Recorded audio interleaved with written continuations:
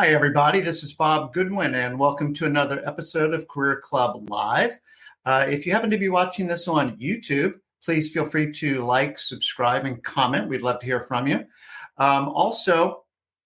Today's episode is brought to you by our newest service called Next Placement.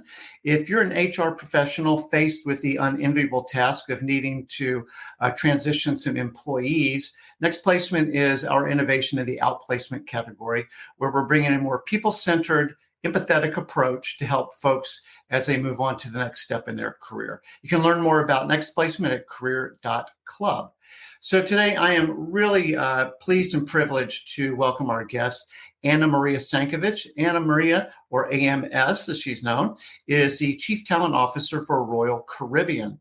And today we're going to be talking about how to bring clarity and simplicity to the critical function that HR plays, and back to being people-centric, how to make HR more about the people. Also, we're going to geek out on neuroscience a little bit. I think that AMS has got some really interesting perspective on how to tailor communications with a broad workforce so that they best resonate. So with that, AMS, welcome. Thank you. Thank you so much, Bob. It's a pleasure being here with you. No, it's so nice to have you. Now, where the heck do we find you today? That looks pretty in the background. In Port of Miami, in lovely Miami, Florida. Nice. Well, I hope you enjoy another beautiful day in sunny southern Florida. Here. So as is our want, we always like to help folks just sort of get to know you as a person first. So a couple of little icebreaker questions. So where were you born and raised? Born and raised in Romania, actually. And my parents and I moved here when I was about 9. Nice. Northeast first, and then down here. Oh, cool. So this is the fun part about icebreakers, is that I've got a friend who's got a pretty interesting development in Cluj, and I wouldn't know anything about Romania were it not for my friend doing some cool stuff in Cluj. So there you go. Wow. And so you came to the States, where'd you go to school? All in or around Philly. So Bryn Mawr, Haverford, initially undergrad and initial grad, and then UPenn for business. Nice, very good. And just a little bit about your family. Married with a Colombian. So I picked up a little Spanish along the way, and I have 2 Colombianitos, both boys, 12 and 7, living right outside of Fort Lauderdale. Well, podemos hablar en español si quieres. Podemos, pero no todo el tiempo. Perfecto, gracias. All right, and then just a little bit, because you have a great job. Do you mind just painting a little bit of a picture of your career arc? Absolutely. So I actually started out in asset management and kind of the world of finance, public equity, private equity, and then a little wealth management. And it was at kind of the tail end of that, about the third of the way through my career, that I fell in love with all things people and change and transformation, and have frankly never looked back. And so I've been in and out of consulting and in-house in some area of talent, standing up, redesigning, transforming different parts of the talent function. And how long have you been at Royal Caribbean now? Pardon? How long have you been at Royal Caribbean? 6 months. Actually, almost to the day. Awesome. Well, happy anniversary if it's close enough. And then, and I'm really going to be interested to talk about some of these change management things and stuff that you're talking about. And then lastly, when you're not at work, what do we find you doing? Running around to kind of wrangle the kids. There's a couple of e-hosts around. It's yeah. But otherwise, I devour kind of any and all things around experience and behavior, and I kind of geek out. So I wouldn't say like I have a hobby. That in many ways is my hobby. And that we can talk later about kind of how the personal intersects with the work. I'm not good at drawing those boundaries. No, I think that's cool. Actually, one of the things that we can talk about is this notion of work-life integration. Sometimes people talk about work-life balance, and what that sort of implies is that they're in conflict with each other, and we're just trying to minimize the disequilibrium between our private life and our work life. And one of our friends and collaborators is Dr. Andy Garrett, and he's the one that really taught me about work-life integration. That's really how flow state is when they're working together. They actually compound each other in a positive way instead of. I couldn't agree more. Yeah, so I think that's cool.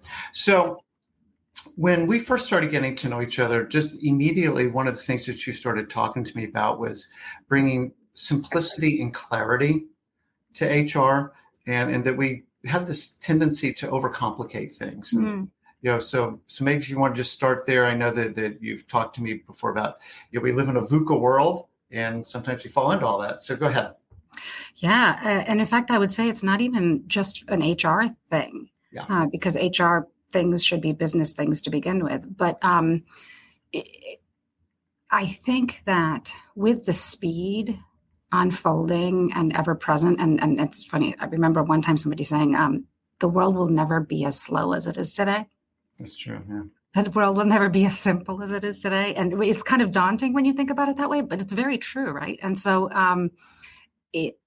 as things continue speeding up, I think it's becoming such an imperative to make sure that clarity is there. And oftentimes clarity comes along with simplicity. The more convoluted a message, the more things in the pipes to deal with, the greater the kind of really the cognitive load is on us, the more we have to multitask. And we all know multitasking is a myth anyway, right? There's only so much that we can hold. Now I'm going into the neuroscience of it. There's only so much we can hold in our mind at any point in time, and there's only so much we can process. And so I think it's more of an imperative for leaders and organizations and managers and everybody and HR to simplify and to clarify and to hone in on what's the North Star, where are we going, why are we doing that, and to do so consistently. Because there's just so much noise in the mix. It becomes so much more challenging to make the right decisions, to understand the real picture and the problems we're trying to solve, and kind of coalesce the team in the direction to do so. So with the complexity part, how much of that is of our own creation and how much of it is external? So I do think in HR and talent, we tend to want... I do think we often make it more complicated than it is. I remember way back when, this was like when I first started in the business world, we're all like, and kind of, like we're eager and we want to take on the world. And I just remember back then, certain concepts being so dissected and frameworked and 2x2s. And as this is speaking as an ex-consultant, right? Like I love 2x2s, but there's just so much unnecessary complexity. You lose track of the real picture. You lose track of like why we're here. You lose track of the humanness of things. And it doesn't need to be so. Just like, what are we trying to do at the end of the day? Even concepts like employee experience, you can slice and dice, or engagement, and like, okay, at the end of the day, it's really pretty simple. Easier said than done, I know, but like, do people feel like they can show up every day as their whole selves? Do people feel like they can do their best work? Do people feel like they belong there and they're included and their voice matters, right? Like, and of course, those are touching about concepts that we already know and kind of are near and dear to us. But I just think sometimes we make it too complex, and then for ourselves, and then we get weighted down by, or kind of, we have to hold up the weight of all of the systems and processes and check the box. And then we wonder why kind of people aren't as engaged as they could be. I wonder, this might be really crass, so I apologize, but if sometimes the creation of all these processes is actually sort of job security. Well, somebody's got to keep all this stuff going, and like, look at all these complex rocket systems that we've got here.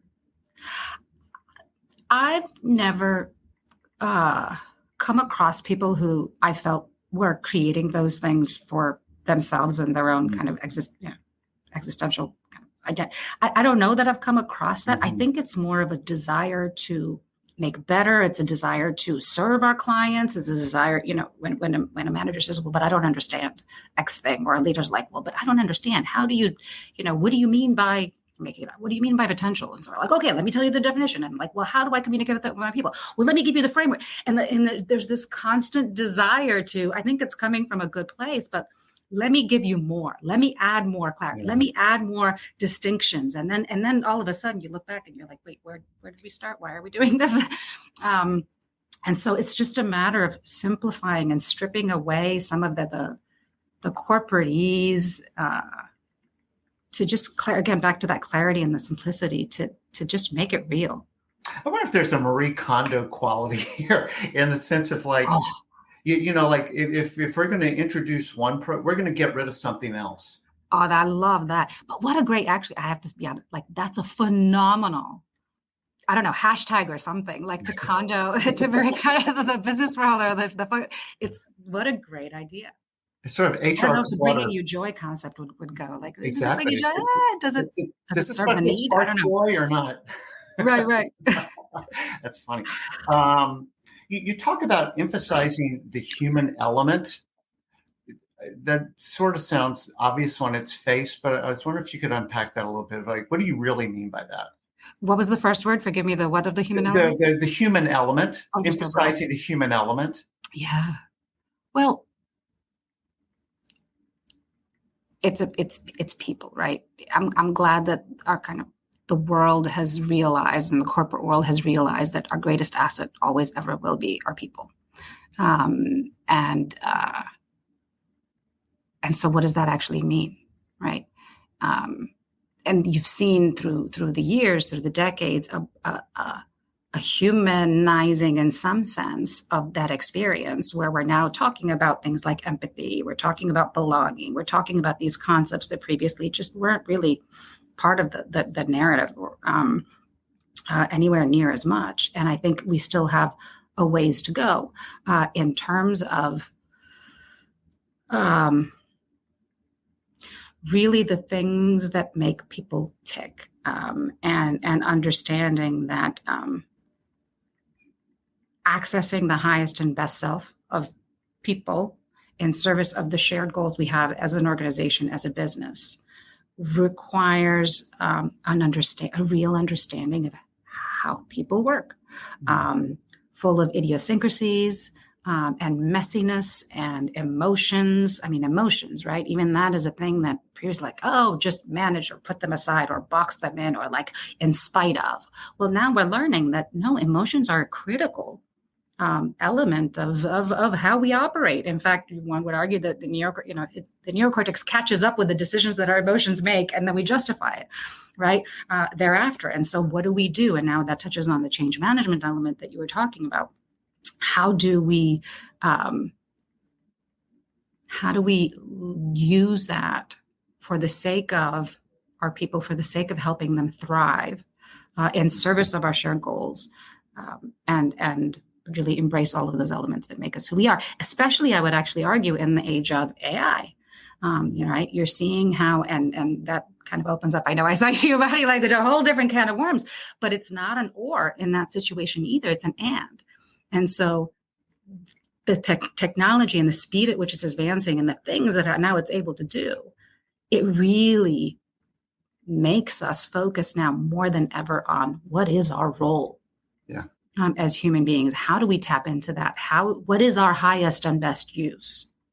And how can organizations access that and tap into that in this new age that we're in? Okay, so maybe an unfair question. Lots of things there, I know. No, as you think about what our highest and best use is, does your mind go in certain places like it's probably going to be found here or there? Well, it gets down to arguably the definition of what is the thing, what does human mean? I don't know if you want to get that conceptual, but what does it mean? There's an element of creativity, innovation, connecting of dots, decision making. And then, of course, in vocations and other, like there is the actual manual things that only for now maybe people can do or people do best, and that's great too. There's only so much I think that AI can either displace or challenge in that sense, but it's really, I think, raising that question, and I don't have the whole answer by any means. I think for me, you used the word earlier, but the word empathy. A machine will never be empathetic to the human experience. True. Right. And so if we think about something that Royal Caribbean does, You are bringing people together. You're taking them on adventure, right? You're expanding their horizons. AI can't do that. We're helping them celebrate life's greatest moments. Yeah, and Yes. so you need to be human to understand what that feels like, and then how to go create experiences that create that joy that people find when they're celebrating life's greatest moments. And a computer's never going to figure that out because it doesn't feel. It doesn't feel. I'll go all the way to the extreme. I do think, though, that it's becoming incredible at pattern recognition. So in an algorithmic way, dare I say, and that's even becoming old school from an algorithm standpoint, but I do think it can piece together the moments and the likelihood of those being moments where and when. But there's nothing like that human element. That's why I think we're living so much more in that world of experiences right now, right? And it's certainly impacting our industry. People are dying to have those experiences that, especially during COVID, they just were lacking. And so there's a backlog and a desire, as we're seeing, to really want to lean into that. And it's very understandable. So at least for now, those experiences, as you're mentioning, are oh so human. And that human contact is so very important, of course, and the understanding and the empathy and the connection to feelings. It's huge. No, we are getting a little existential here by accident. I'm probably going to need more coffee to continue. But part of what you said, AMS, that you're making me think about here a little bit is, what does it really mean to be human? Because we're human beings. We're not human doings.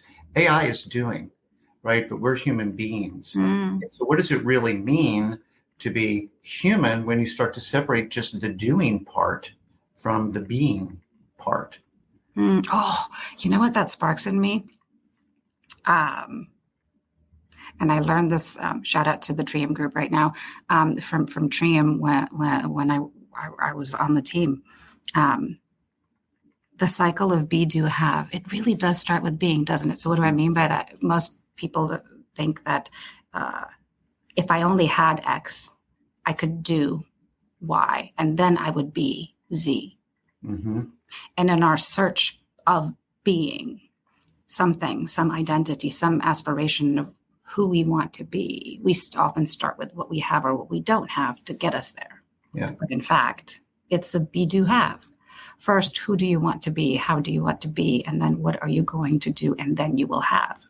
Because this is kind of conceptual, is it? But that's what that sparked to me when you're talking about being. It really is coming together very well. So there you go. So that's a very powerful concept.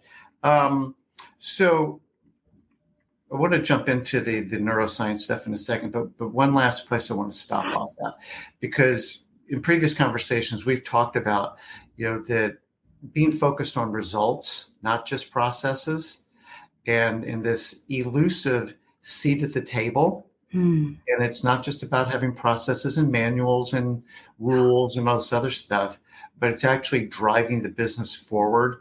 Can you share a little bit more about how you think about that? It really does start with, what are we up for as an organization? What's our vision? What's our strategy? How are we going to get there?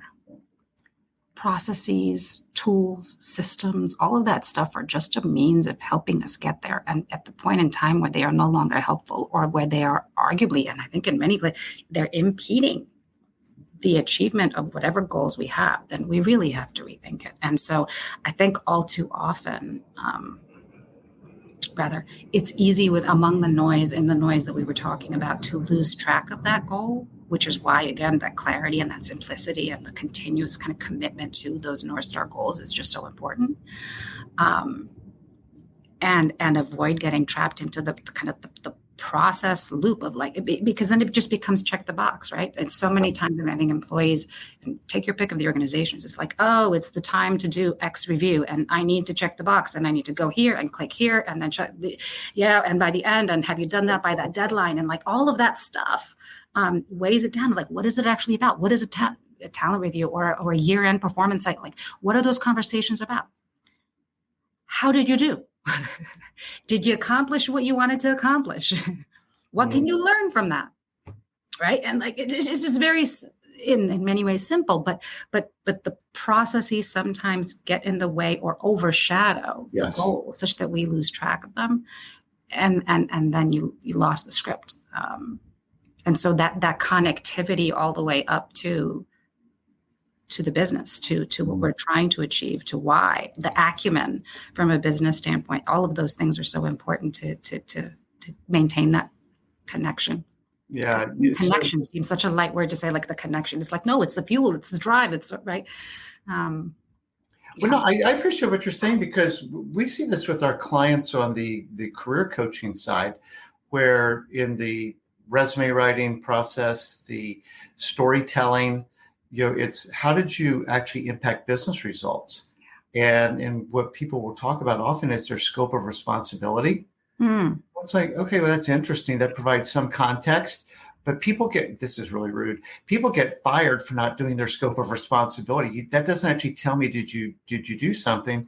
And we teach people, I'd love for you to react to this, that, if you kind of boiled it down, that either you help the company make money, save money, or mitigate risk. Like the values kind of distill down into those three pillars. And there may be we talked about frameworks a minute ago, but that I mean, like, seriously, because we were able to reduce the time to hire, that allowed us to be more fully staffed, which allowed us to, hit a sales objective, because this part of the business was we were fully staffed on a ship so that we could, make more money. We were able to reduce the cost per hire, or the time to hire, which saved us money, because we took it from, it cost $729 to $436 per whatever. Like, do you understand your contribution to business results? Well, I think that conduit is key. Understanding, well, it's linked to so many things that I want to touch upon. So one of them is purpose, right? If people don't see the bigger picture, if people don't understand what they're doing over here and how it impacts in a ripple, butterfly, whatever you want to call it, hopefully it's not a butterfly. That's a little more esoteric. But if they don't understand what they're doing and how that impacts, our overall business results or mission and vision, then it's very hard for them to be engaged. So there's the element of kind of purpose and connection too. I'm sure some of your listeners have heard this, and I'm going to botch it up for a second, but there's that whole story about men or people building a cathedral. And somebody walks up, see some bricks ahead of them, and they ask the worker number one, "Hey, what are you doing here?" "Well, don't you see I'm putting bricks on bricks? And I'm putting the mortar." I don't even know all the words, but I'm putting them together. "Okay, great. Go to worker number two. What are you doing?" "Well, you see, I'm building this building. I'm building this cathedral, and people are going to come in here and they're going to meet and blah, blah. And they go to worker number three, and what are you doing?" "Well, I'm building a bridge between man and God." Sorry, I always get a little emotional when I say that, but like, what a powerful statement of understanding the ultimate impact of something. And Yes. so, as you think about that connectivity, it's just so very present. Going back to that element of human, like if people want to feel valued, people want to do their best, people want to put their best foot forward, and we need to help make sure that clarity and that connection to purpose and mission is there. Well, which brings us back to your model of who do I want to be? Yeah. Right. And is this helping me become who I want to be, or not? Just a super quick anecdote on your cathedral building thing, which, by the way, I hadn't heard before. So thank you. So I wrote a master class on job search called Making Your Own Weather. And I had written bits and pieces of it, and I was trying to do it on the weekends and at night, and it wasn't working for me because that's not my work style. So I just said, what, I'm going to take this week off in August, and I'm going to bang this thing out. I'm going to be done with it. So I wake up that Monday morning, and this is embarrassing, but I'm not even out of bed yet. I'm like, oh, crap, I've got to write a term paper. I got to write this big thing. And I was just like, oh. And almost instantly, I felt like I got a bit of a head slap. And it's like, no, you get to go help a bunch of people whom you will never meet, right? Find purpose in their job search, learn some things about themselves, have hope, and a sense of autonomy and agency. That's worth waking up for. And I just blew through it. That was like one of the fastest weeks of my life. That's such a perfect example of understanding, going back to how we work, how we're wired, right? And that ability and that understanding framing and reframing and storytelling. They all have something in common, which is like, what is my story? What do I want to believe? There's so many opportunities and so many different options. We can believe a gazillion things. Well, what is the belief that most serves us and in service of us that we want to? And that's a matter of choice, right? What do we want? You had a choice at that point in time. I can choose to look at it this way, or I can choose to look at it this way, which is true. Both are true, arguably. But man, what a different unlock, what a different opportunity there is when you reframe. And this goes back to neuroscience, right? Reframing anxiety, reframing nervousness, reframing all those things as we're now learning has massive unlocking possibilities in ourselves and for others. And understanding that, again, back to a little bit of the science behind it.